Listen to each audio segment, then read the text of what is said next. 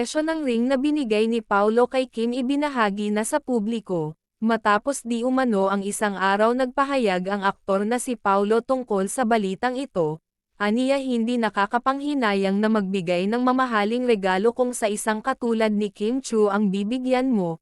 Pahayag ng aktor, maganda, masipag at mapagmahal dagdag pa nito, at ayon pa sa kanya hindi mahalaga kung ano at magkano ang halaga ng regalong ibinigay, ang importante nagmamahalan kayo. At para sakin walang katumbas at di matutumbasan ang anumang materyal na bagay ang pagmamahal ko kay Kim Chu, dugtong pa ng aktor. Kinilig ng husto ang kanilang mga fans at ilang netizens sa tinurang ito ng aktor na si Paulo.